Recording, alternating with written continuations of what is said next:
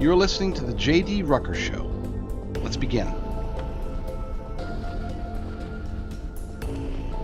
Today is the last Friday that Joe Biden will be the person in the Oval Office part-time, because I know most of the time he's actually either in a separate fake Oval Office or he's in Delaware on the beach or something. But yeah, it's his last Friday as the POTUS, and it's time for us to rejoice, maybe have a good, positive, prayerful weekend. Pray for President Trump. We've still got 3 days to go, folks. I know Inauguration Day is Monday. I just want to make sure that it goes as smoothly as possible, so keep him in your prayers. We've got an exciting show today. So what are we talking about? We had a California fire chief who had to put out fires and save homes with milk and beer. Yes, that actually happened. For whatever reason, over half of Californians still think that Karen Bass and Gavin Newsom are innocent. They're innocent, I tell you. It's not their fires. It's climate change or something else.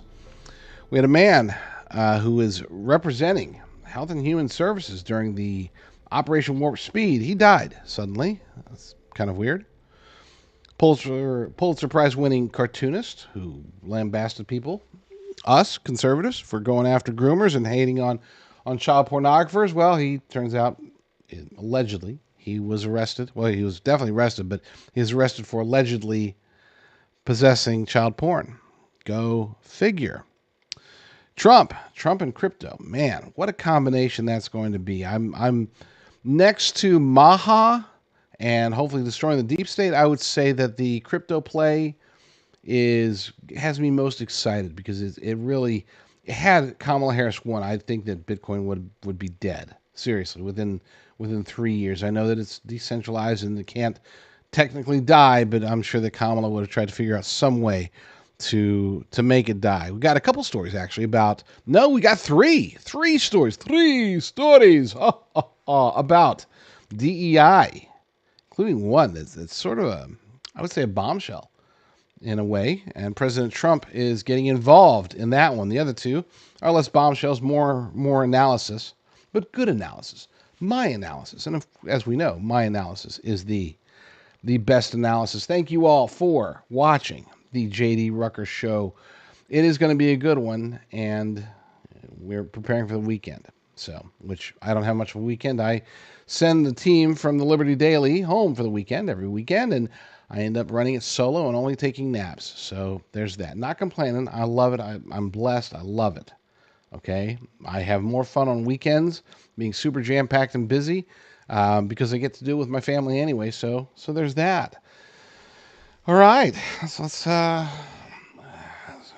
clear our minds, clear our hearts, maybe say a little prayer, and let's have a very good episode of the JD Rucker Show. Stay tuned.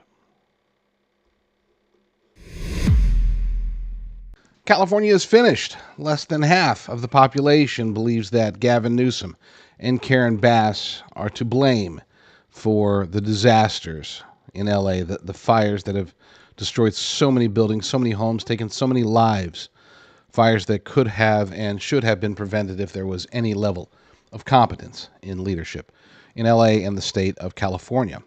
Unfortunately, as a member of California, I can vouch for the notion that most Californians just don't buy it. They're not, I don't know if they're delusional. I don't know if they're sticking their head in the sand. I don't know if they're just partisan hacks that say, oh, there's a D next to Karen Bass's name and there's a D next to Gavin Newsom's name. Therefore, they couldn't have done anything wrong. Or maybe they're just buying into the propaganda that this is all about high winds and dry conditions, and that it's not about empty reservoirs or water being horribly managed at a time when it was most needed. An article over at The Gateway Pundit highlights this. Says the Los Angeles area fires have charred the popularity of California Governor Gavin Newsom and Los Angeles Mayor Karen Bass, while showing a deep division in who respondents blame for the fires. Both of them are stone cold incompetent, according to President Trump. And there was a nice video that I'm not going to play, a little bit of language in it, so we're going to skip that one. But it was good. It basically highlighted the fact that California is beautiful, has great land, great everything, but the leadership has just decimated the state over the last couple of decades to the point that it is no longer really livable. 28% believe that Gavin Newsom is a great deal responsible, and about 20% say that he's somewhat responsible. That's 48%. Now, that means that 52% either don't know who to blame, or they barely blame Newsom and or Bass, or they don't blame them at all. In other words, they feel that there is no leadership gap, that the fire just happened, the reservoirs couldn't have been refilled, the fire trucks couldn't have been repaired in time, the budgets had to be cut because, you had to make room for dumb stuff. As a matter of fact, let's go ahead and play that video. I've got a video. I forgot the girl's name. I think it's on here. Video detailing some of the things that were added to the budget under Karen Bass that perhaps should not have been. Karen Bass used fire department money to fund a queer occult interest, an ebony theater, and a trans cafe. So she had tried to slash almost $49 million from the Los Angeles Fire Department budget one day before the Palisades fire started. This came after more than $17 million in cuts the previous year. Okay? She didn't want to waste money because we're in a state that's under a constant threat of disaster. So what did we fund instead? What did we use that money for instead? Well, the budget resolution for 2024 to 2025 fiscal year shows some foolish spending. So there was a midnight stroll transgender cafe, which Karen Bass suggested a $100,000 slush fund, and that amount was fully approved by City Council. I saw a video today of just like 100 fire trucks sitting there that needed repair. We could have used. Thank God for this cafe. It's Emily Saves America, by the way, is the name of the person. And did she say queer occult interests? I think that's what it said. And that's weird. I don't even know what that is. But apparently California is spending money on it. Los Angeles specifically is spending money on it, and not nearly enough on their firefighters. Look, if less than half of Californians believe that neither Karen Bass nor Gavin Newsom are to blame at all for this disaster, that they don't have any responsibility or maybe very, very, very little responsibility for what's happened, then it's no wonder Democrats continue to win elections in this state. It's no wonder that this state continues to suffer, and yet the people just throw their hands up and say, we don't know. It's those darn Santa Ana winds that are causing all the problems. The man who represented the Department of Health and Human Services during Operation Warp Speed has died suddenly at the age of 65. The cause of death has not been revealed. According to statnews.com, Paul Mango, Warp Speed leader and Trump advisor, dies at 65. He was an integral part of the Trump administration's drive to invent coronavirus vaccines and treatments. He joined the Trump's Health and Human Services Department in 2019 as Deputy Chief of Staff. During the pandemic, he became the agency's chief liaison to Operation Warp Speed.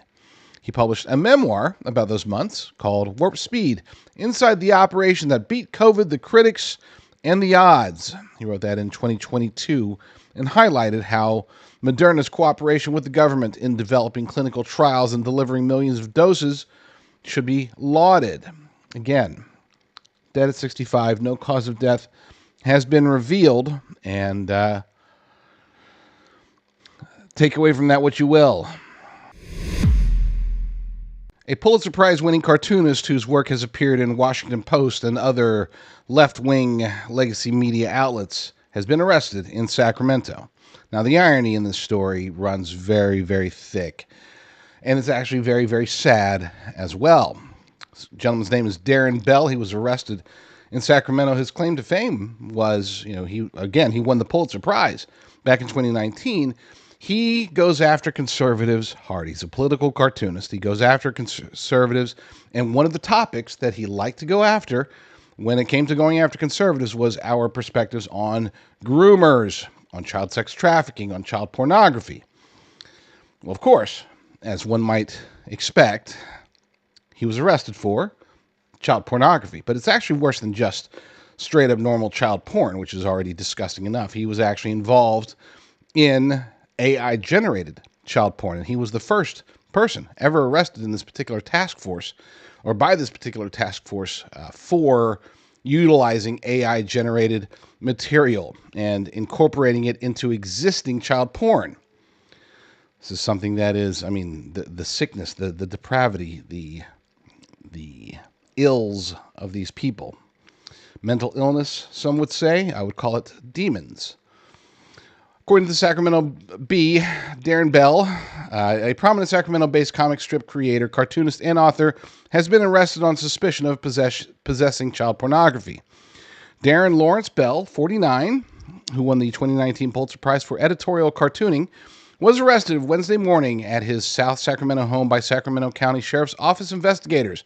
Deputies served a search warrant Wednesday morning against Bell following an investigation by the Sacramento Valley Internet Crimes Against Children Detective Task Force. And again, as of this month, this is the first time where they have actually changed the rules within the task force to start investigating AI-generated material, something they had not done before. He was booked into the Sacramento County main jail and remains held on $1 million bail. He is expected to be arraigned today and in Sacramento Superior Court. This just goes to show you, and we've said this many times, those who fight us, whether they're leftists, globalists, rhinos, uniparty swampsters, neocons, whatever, generally speaking, when they complain about something that doesn't make sense, okay, that is indicative of their own sins, their own evils, coming out and prompting them to defend their evils. Case in point, here's a man who railed against conservatives for going after groomers and child pornography, and he himself was allegedly, a groomer and a child pornographer. I'm Jonathan Rose, CEO of Genesis Gold Group.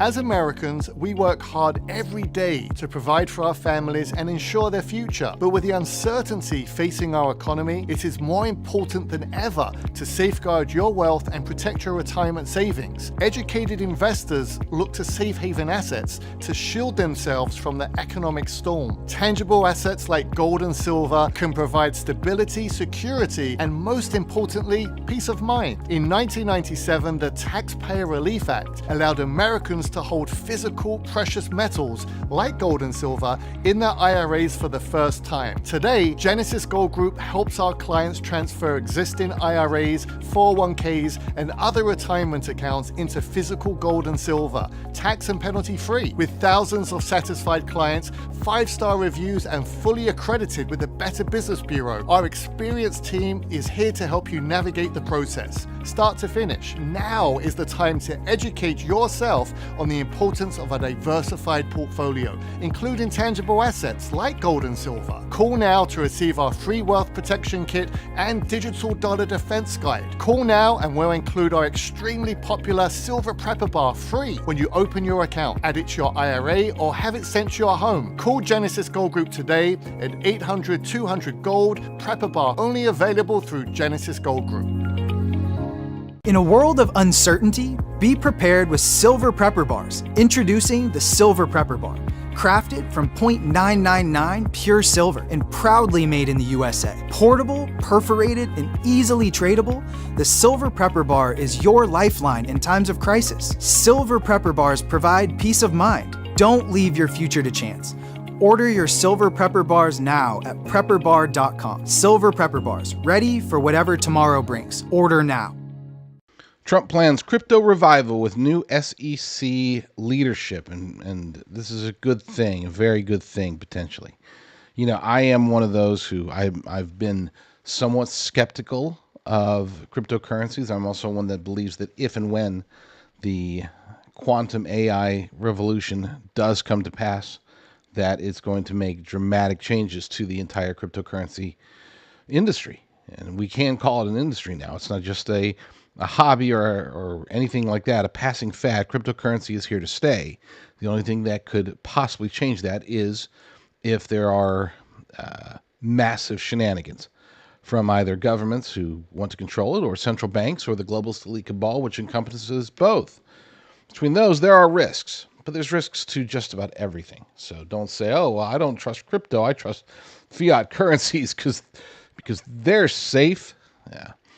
I will be one of those who will live and die by crypto at some point in the near future. I'm still waiting for a few things to happen, but I do believe, I'm a believer in it. So we'll just say that. According to this article over at the National Pulse, the U.S. Securities and Exchange Commission will implement sweeping changes to its regulatory approach regarding cryptocurrency after Donald Trump is inaugurated on Monday. It is believed that Republicans on the commission will swiftly move to lay the groundwork for regulatory changes ahead of the confirmation of Paul Atkins, Trump's nominee to serve as chairman of the SEC. Atkins is slated to replace the current SEC chairman and cryptocurrency opponent, Gary Gensler, who announced his intention to step down once Trump is sworn in. Additionally, Commissioners Hester Pierce and Mark Ueda, known for their pro-cryptocurrency stance, are anticipated to play key roles in reshaping SEC policies.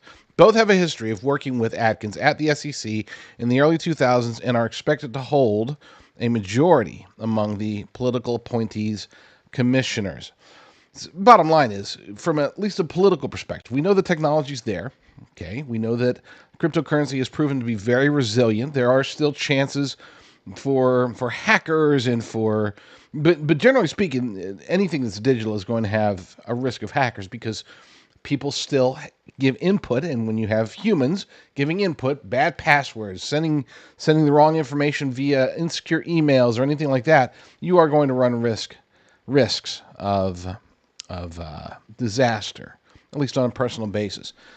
But for at least the next 4 years, we can expect the U.S. government and the Securities and Exchange Commission to operate favorably within the crypto sphere, and that might be enough. That might be enough, because the only thing, when I say that I'm waiting for something, I'm waiting for the indication that crypto has a rock-solid foundation. Right now, its greatest strength, which is decentralization, is also potentially its greatest weakness. If crypto is able to become as secure as possible ahead of the rise of the aforementioned quantum AI beast that I believe is coming, and that seems to be the most likely scenario, to be clear. Call me hesitant, but I'm hesitant by a matter of, it could be weeks before I dive full in into cryptocurrencies. It's, I know most people who are aware of, basically who have educated themselves about cryptocurrencies. Most of them, if they have any amount of capital at all, they're putting at least a portion of it into cryptocurrency, and I don't blame them one bit. My paranoia, if you will, is it's not a skepticism. It really is a paranoia, and I acknowledge that. But I'll get over it. People are already getting over it ahead of me. So yeah, I would say that this new development with President Trump behind the wheel, steering the ship, cryptocurrency has a very bright future. What is the FBI covering up by closing their DEI office just days before the Trump inauguration? When the news broke on Thursday that they were shutting it down, I thought to myself, instantaneously alarm bells started going off. What are they trying to hide? Why would they do it now? You'd think they would either have done it long ago, okay, December-ish, we'll say, or they would have not closed it down and forced Kash Patel and Donald Trump to do the closing for them. You would think that if they were truly committed to their mission of diversity, equity, and inclusion, that they would stay open as long as they possibly could to spread the fairness or whatever they think they're trying to spread. But no, they closed it down, or they're planning on closing it down basically a day before Trump is in office. And Lord willing, only days or just a couple weeks before Kash Patel is confirmed and is in charge of the FBI. They are hiding something. And I started looking, as soon as the story broke, I started looking at the various conservative outlets, alternative news outlets that were covering this. Nobody was catching on. Everybody was like, oh, look, Trump's winning. Kash Patel's winning. They're running scared. They're closing office early. He doesn't even have to be in power for them to be reacting. And I'm like, my gosh, guys, are you serious? This makes no sense. This makes absolutely no sense. And it wasn't until I did see somebody finally hop in and say, hey, my alarm bells are ringing too. And it happened to be President Trump himself. He posted on Truth Social, "We demand that the FBI preserve and retain all records, documents, and information on the now closing DEI office. Never should have been opened, and, if it was, should have closed long ago." I agree on both counts. Why is it that they're closing one day before the inauguration of a new administration? The reason is corruption. And corruption, of course, is in all caps, as President Trump is wont to do. So, you might be thinking to yourself, oh, what could they, it's just a DEI office. What could they possibly be hiding? Is there anything criminal involved? I think that there is. I think that what it'll show, if they're able to preserve the documents, if they're able to preserve the hiring and promotional practices, they will be able to show that the FBI and possibly other agencies have been involved in putting in the wrong people based strictly on their whatever. Okay, they were basically doing what DEI requires them to do. Take somebody who may be less qualified than somebody else, but because they check off more intersectionality boxes, that person is going to get hired or promoted ahead of somebody who is more qualified for the job. And if they were to be able to show this and demonstrate it, that could open them up, the people involved, that could open them up to lawsuits. That's what I think they're trying to cover up. And hopefully, Lord willing, President Trump and his team and his attorneys and everybody else is going in there and making sure that, well, they can't go in there yet, but they're doing whatever is necessary from a legal perspective to make sure that documents are preserved, and that hopefully Kash Patel can then go in or even the Inspector General can go in and investigate and determine, holy cow, these guys broke the law. These guys discriminated against better candidates based strictly on wokeness. California fire chief uses milk and beer to save 2 homes in last-ditch effort after finding no water in the hose. And there you go, folks. That is the theme for California in the early days of 2025. No water in the hose. No water in the hose. This article comes to us from Richard Polina over at the New York Post. A resourceful California fire chief used milk and a couple of beers to save 2 homes, including his brother's, as his childhood neighborhood turned into a total nightmare during the deadly wildfires. Orange County Fire Authority Chief Brian Fennessy told his brother and friends in Altadena, a town he grew up in, located 14 miles from downtown L.A., that they'd be fine when the Eaton fire broke out on Tuesday. However, the inferno hit the neighborhood hours later, and Fennessy feared the worst when his brother's phone stopped working when he tried to call him. So he did what heroes do. He went up there to his old stomping ground, to the place where his family was, and as an experienced firefighter, he wanted to offer help, knowing that there's desperate need for help in Los Angeles right now. He learned his brother and his family were already evacuated, but with his 50 years of fire experience, he was horrified to find that his old stomping grounds had turned into a total nightmare. Flames had engulfed multiple homes in the neighborhood, but they hadn't reached his brother's home nor the neighbor's home quite yet. He realized that he had no water to battle the fire when he went to cool off the neighbor's melting gas meter. So, what did he do? He went inside. He forced his way into the house, opened the refrigerator, found milk and a couple of beers. So he went back and he poured those liquids, those cold liquids, on the meter, and then he pulled the meter back a bit. It wasn't completely out, and he wasn't sure if it was going to rekindle, but It was all he could do at the moment to save the home. However, his efforts were enough, and the two homes were the only ones left standing on the block, according to news reports. Fennessy said that if he didn't act and try to save the homes, it was unlikely any firefighters would arrive in time to prevent them from burning down with the rest of the neighborhood. And this is a very important quote from him. It's absolutely true, and it's terrifying if you live out here in California. He said, "We tell everybody, call 911 and we'll be there. This was a situation where you call 911, it's unlikely we're going to be there." And he's concerned that this is the new reality. This is the new normal. That because of just awful management, awful leadership, awful policies in California for decades, that this isn't the last massive, destructive fire that we'll see out here. And it might not even be the worst. What we experience, as bad as things were, we keep talking about, especially the left keeps talking about, oh, it's climate change, but more importantly, in reality, it's heavy winds, very dry conditions, and then combined with the poor management and arsonists, apparently, well, you're going to have bad fires. But again, I don't think this is the last one, unless things drastically change.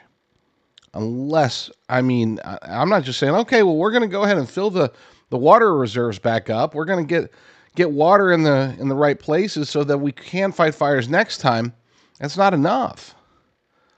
They need more people. They need their equipment fixed. Apparently, there's like 75 fire trucks just sitting there waiting. They're not allowed between lack of budget to get them fixed and too much red tape, because you know that it's not like these 75 trucks are just all stalled, completely broken down, unable to move. You know, some of them I'm sure just need an oil change or something like that. But because of red tape, because of California, because of progressive policies, they're not allowed to participate in the fight. Not that they would probably have enough people to help fight the fires. When you're faced with the lunacy and possibly the direct guerrilla warfare attacks that are taking place as people light more fires every single day, more arsonists are discovered every single day, and they're ranging from some illegal aliens, some homeless people, and some people that are like, I wonder what that person is doing and why they are participating, because they don't seem to be homeless. They don't appear to be illegal aliens, and yet they're out there lighting fires too. What is motivating them? We don't know. It's become just an absolute debacle. And I will tell you that as somebody, I have family that lives in Los Angeles. Praise God, they haven't been directly affected just yet. But we're keeping the refrigerator stocked and the spare bedroom is ready to go, just in case, because you never know. You just never know. And I wish you could know. I wish we could have a realistic expectation that in California, if you call the fire department, if you call the police, if you call emergency medical teams, if you call 911, that you're going to get a response in a relatively timely manner. Again, we're talking about a state that if it were a country, it would be the 5th biggest economy in the world. So how can these resources, these tremendous resources, so many people, so much money flowing through, how can we be so ill-prepared for pretty much everything? Riots happen, these flash, what is it? I don't even know what they're called, where the kids get together and like 50 of them or 100 of them go into like a 7-Eleven and mass rob it and bolt. We've seen examples where it's not like they're running in and running out, in 94 seconds. There was one pretty recently, it was just a month or two ago, where this convenience store was hit.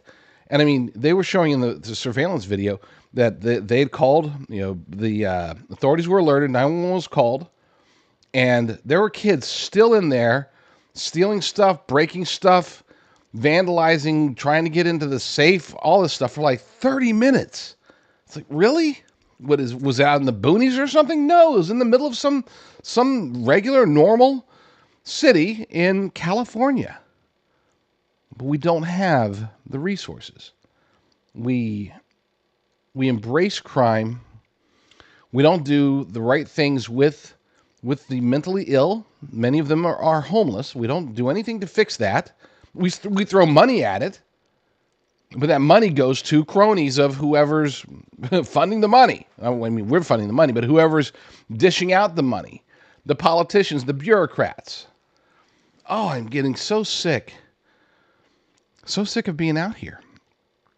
And again, I have to be very thankful for the blessings, because where I live, we haven't been affected by the fires. Where my daughter lives, she hasn't been affected by the fires either, even though that she's much closer. So, I shouldn't complain, but I will, because it is really bad out here, to the point that you have fire chiefs in other counties having to put out fires with milk and beer. Last year, my long-term storage food company, Prepper Farms, was partnered with and actually owned by another corporation. I know that nobody knew this. Very few people were even aware that this was the case, because our production, our systems, everything was in place and working just as it should be. People would go, they would put in promo code JDR at prepperfarms.com. They would receive the maximum possible discount, as always, and then they would get their long-term storage beef. What you didn't know, and what we can now explain now, is that this year in 2025, we have gone back to the original ownership structure. And I'm very excited about that, because that puts me finally back more in charge. And I am super excited about that concept, not because I crave power by any means, but because I feel that as an America First veteran-owned company, that we need to focus on helping Americans to prepare for whatever is to come, whether it's natural disasters or emergencies or de-dollarization, food crises, bird flu, whatever it is. We do expect something to happen, which is why we built prepperfarms.com in the first place. The idea here is to get high-quality, all-American, all-Texas beef, the good stuff, ribeye, New York strip, tenderloin, all of that good stuff, and freeze dry it naturally to give it a 25-year shelf life. We don't add any preservatives. There's only one ingredient, and that's beef. Lasts 25 years in the bag, and that's awesome. So support this show, support me, support yourself and your family. Protect yourself for the future by stocking up on long-term storage, high-quality beef. Go to prepperfarms.com. That's prepperfarms.com. Use promo code JDR, and you will receive the maximum possible discount.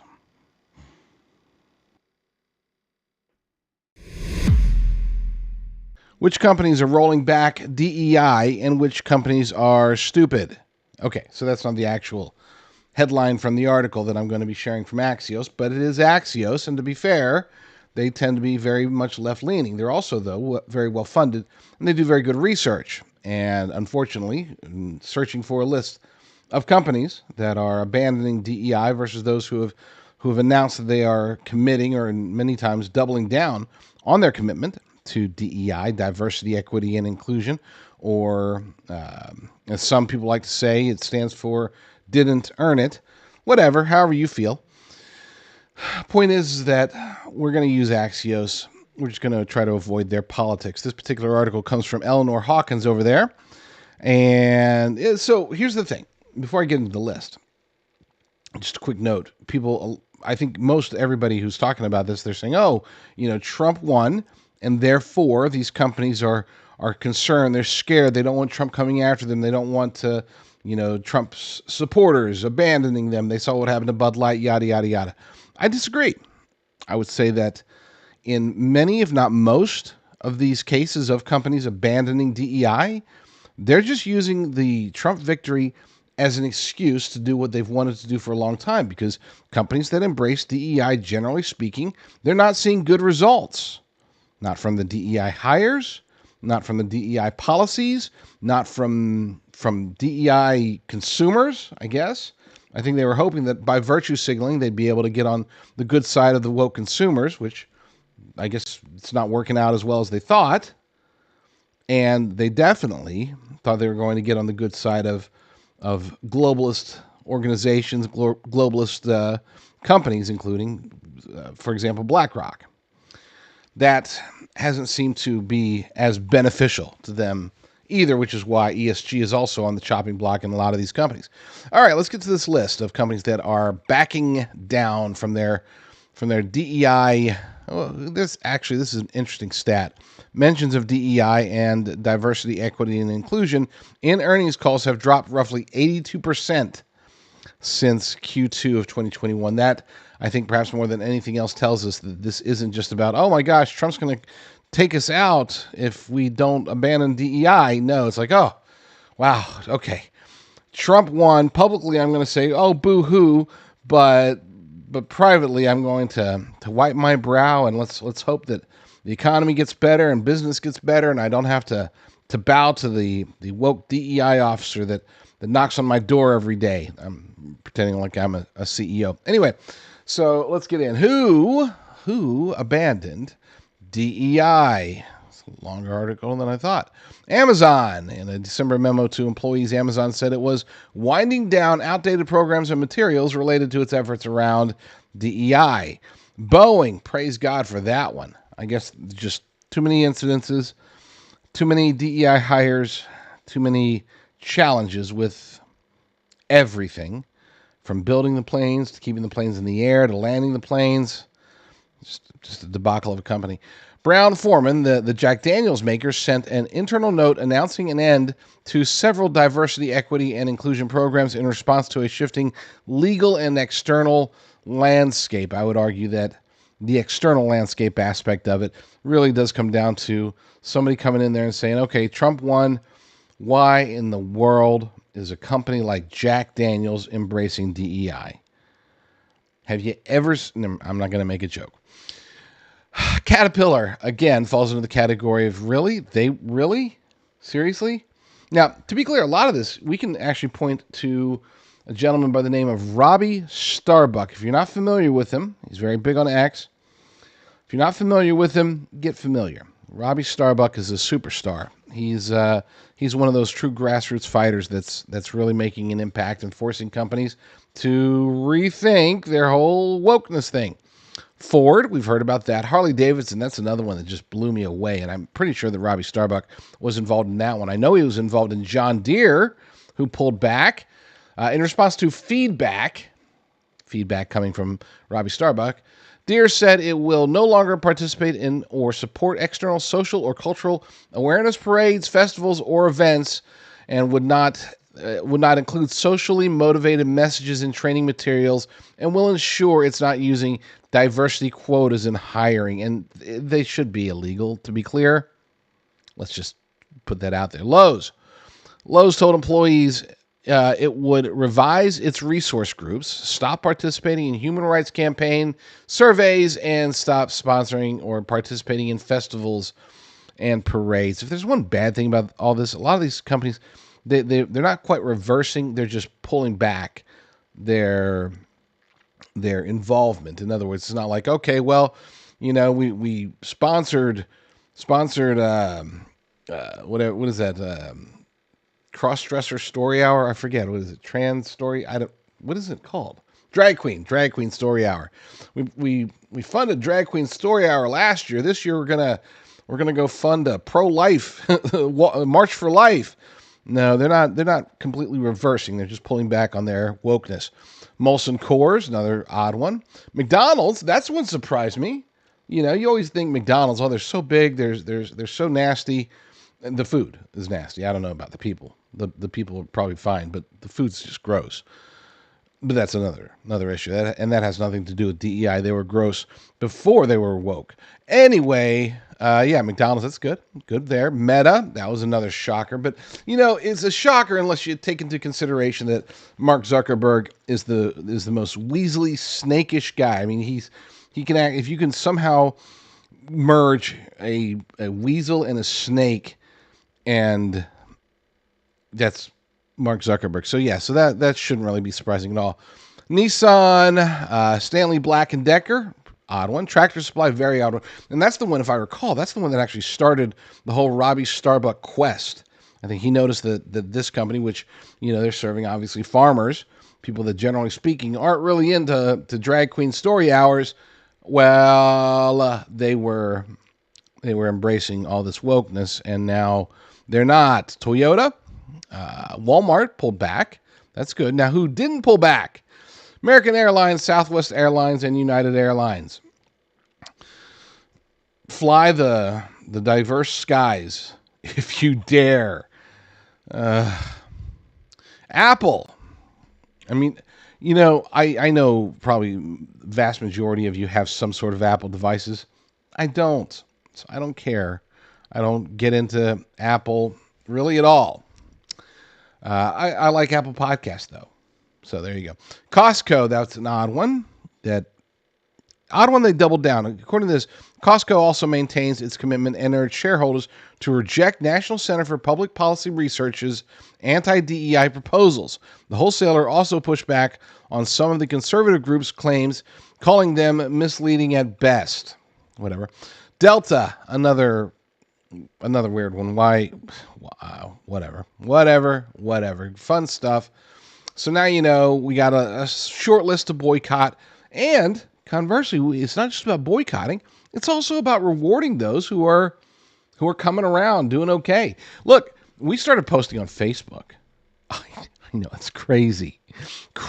I mean, there was a time when we were posting on Facebook every day, and then it just got sick of the warnings, sick of the bans, the 30-day bans, whatever, and so we just stopped. And when I say we, I'm talking about everybody that I was involved with. The Liberty Dailies has a very strong, it's called Politistic, very strong Facebook page that I think we didn't post on there for like 14 months or something like that. We're back, though, baby. We are back. Posting those mad memes.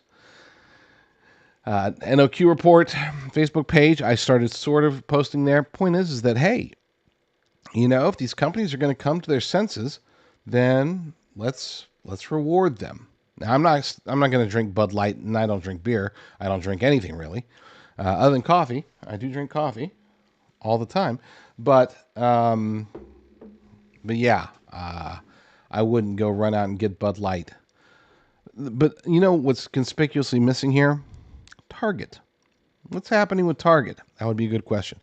Anyway, DEI is on the ropes, but it's not dead yet, contrary to what a lot of people are saying. For it to officially die and be gone and not just be relabeled or switched to something else. Oh, I heard a word today. What was it? Oh, goodness. I'll have to remember it. It's basically a word that's sort of replacing DEI, replacing even diversity, equity, and inclusion. I think it started with a B, because I remember thinking, well, could you call it Deeb? You can call it Debbie, just rearrange it a little bit. iBed, maybe Apple. Apple's probably already got an iBed coming. So who knows? I forgot what it was. Not Brotherhood. That'd be definitely unwoke.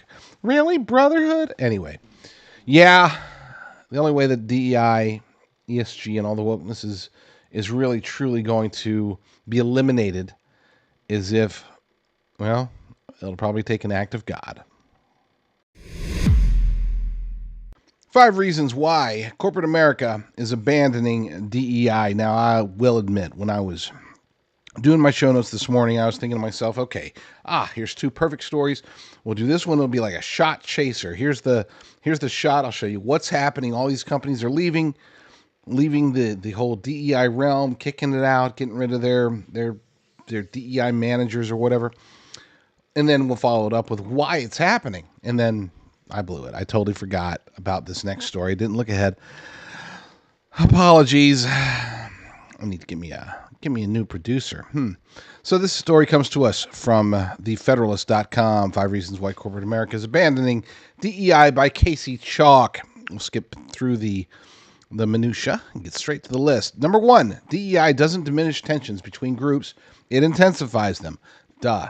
I'm sure there are some out there, maybe, I don't know, could be 20%, could be 30%, could be 50%. I don't know, but there's probably some out there. CEOs and presidents and whatever, people that are leading these companies who thought, this is actually a good idea. We just make our company more inclusive, and that will make everybody happier. It'll diminish tensions between the groups. It'll be like, hey, we're gonna give you a DEI training. All the white people go to this DEI training. All the black people go to this rally. All the Hispanic people go here. And if you're Asian, you can kind of pick and choose which one you want to go to. Anyway, somebody thought that was a good idea. But I would say most people who have the intelligence level to make it to the position of CEO or president or vice president or whatever, they realize that, this kind of sounds like it's going to drive more tension, but it'll be forced tension. In other words, like the tension's going to come from one side, but we will force that side to not express their tension. We'll make it, not only will we tell them that we're going to discriminate against them, we'll make it to where if they complain about us discriminating against them, we'll call them bigots. And that's sort of what happened in a lot of companies. And it did drive more division. It intensified the tensions between the groups. Number two, it's a long article. Number two, DEI is a costly, self-licking ice cream cone. I'm going to have to read a little bit further on that because my commentary on that statement probably isn't what you want to hear. Another DEI lecture for my work openly admits that effectively implementing DEI will be costly. Companies and organizations must create and maintain their own DEI budgets with separate DEI staff to create DEI programs, run seminars, host guest lectures, advise leadership, and monitor progress in the implementation of DEI initiatives. These technocrats will counsel management on adding DEI to professional promotion criteria to ensure everyone's cooperation. Now, on a quick side note, hopefully that made sense, the whole self-licking ice cream cone. On a quick side note, I've heard, and I've never, my companies have never had a DEI manager or program or anything, so I don't have this from firsthand experience, but I have heard from people who say that DEI managers and anybody who's trained and gotten their degree in diversity or whatever it is, that these are the most insufferable human beings alive. There seems to be a relatively universal perspective that CEOs and presidents and vice presidents, when they see look at their calendar and they see they've got a meeting with the DEI manager, they find a reason to have somebody else take the meeting, or maybe they get sick, or they pull a fire alarm. If they're former Congressman Bowman, something like that. Yeah, they're not the happiest of people to be around. Number three, DEI fosters its own culture antithetical to American culture. Self-explanatory, but it is thought-provoking. I want you to think about that. DEI fosters its own culture antithetical to American culture. We are supposed to be a melting pot. The United States of America is supposed to be diverse, naturally diverse, diversified, because so many people around the world wanted to come in and participate in the American experiment. They wanted to get their piece of the American dream. They wanted to advance American exceptionalism. They wanted to be Americans. And to do this over time, it took a long time. Okay, I would say we sort of reached peak harmony, if you will, shortly, right around the end of the Cold War, all the way up until around the time when Barack Obama was elected president. Between those times, okay, late 80s, maybe early 90s, all the way through until Barack Obama came in and ruined it all, I would say that racism, sexism, that they were on a sharp declines.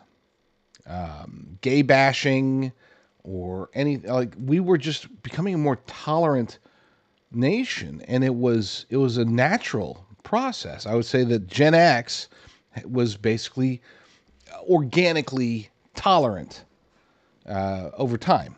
Not everybody, obviously. I'm not suggesting by any means that if you lived in 1999 and you didn't know what racism was. I'm saying that it was diminished. And it wasn't until cultural Marxism sprouted from Barack Obama and his regime, laying the groundwork, planting the seeds, so to speak, for what we've seen under Joe Biden and his puppet masters, before that, we were on the right track, and Barack Obama pushed us in the opposite direction, and then wokeness started taking over, and then Trump derangement syndrome added to that, and then the left started going too far and too far and too far and even further. And then, yeah, it really has, I wouldn't say destroyed American culture, but it's definitely hampered it quite a bit, and we need to rebuild that ASAP. Number 4, DEI is demonstrably illogical and incoherent. If I have to explain that one to you, then you just don't get it, and you should just go ask your DEI manager, unless you are a DEI manager, in which case try to set an appointment with your CEO. Number 5, DEI doesn't champion people. It infantilizes them. It's a weird word.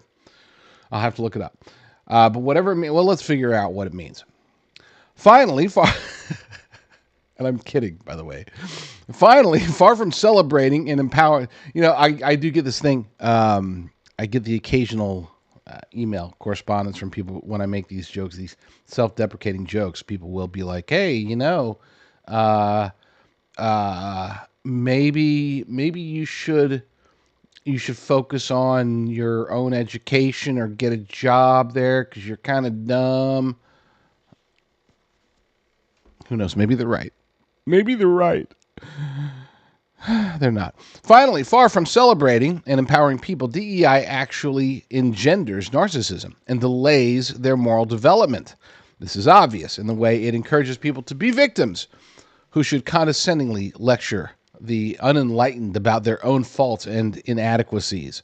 For example, my employer's DEI training consistently declared that everyone needed to patiently listen to young people entering the workforce, show them special deference because of their creativity, and provide lots of positive reinforcement because young people have difficulty receiving criticism. DEI fosters a society that coddles younger generations, and I would argue that DEI embraces weakness. It says that it's very 1984-ish. The weaker you are, the stronger you are. And if you're too strong, you're actually weak. It never made any sense. But anyway, you get the idea. Good list there. Good stuff. Hopefully, like I said in the last segment, hopefully this is it. Hopefully DEI is on its way out. Wokeness is on its way out. Both of them are being transformed, to be clear. They're being rebranded, relabeled, as is ESG, as is pretty much all these woke causes, woke ideologies, I should say, woke philosophies. They're being rebranded, but they are on the ropes, and so it is time for us to continue to fight, and we fight by educating. We fight by not being hateful. If we can just demonstrate, just say, hey, without I don't know if you noticed it, Bob, but ever since the company kicked DEI out of it, there's been a lot more calmness, a lot fewer people yelling at each other. We're able to retain employees for longer. People are excited to come to work. And it's not just, because the white people are going to be happier. No, that's not the case. Even, I would argue that the vast majority, not vast majority, a majority of I guess, persons of color, a majority of them would actually just like things to be equal from an opportunity perspective. True equality, not equity, equality. Just like, you know what?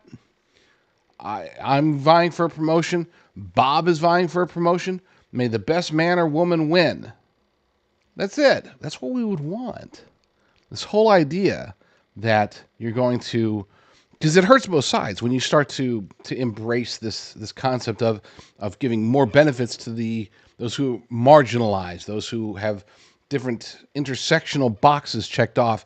When you say this person gets preferential treatment, and if this straight white male is more qualified, they're going to have to be a lot more qualified to get a job, and even then they're probably not, because we're going to push them down. That makes the quote unquote privileged class very much upset, but it also throws doubt into the underprivileged classes.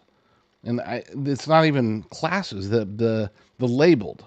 The people that are labeled as, oh, you're a black gay trans woman, therefore, you're president of this company.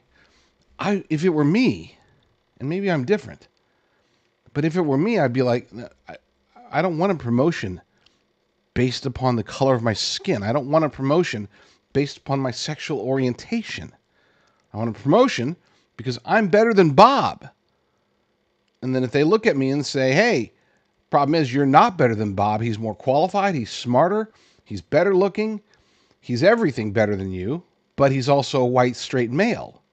So we're making Bob, he's going to be the assistant manager, and you're going to be the vice president. It's like, I wouldn't want that if I were whatever.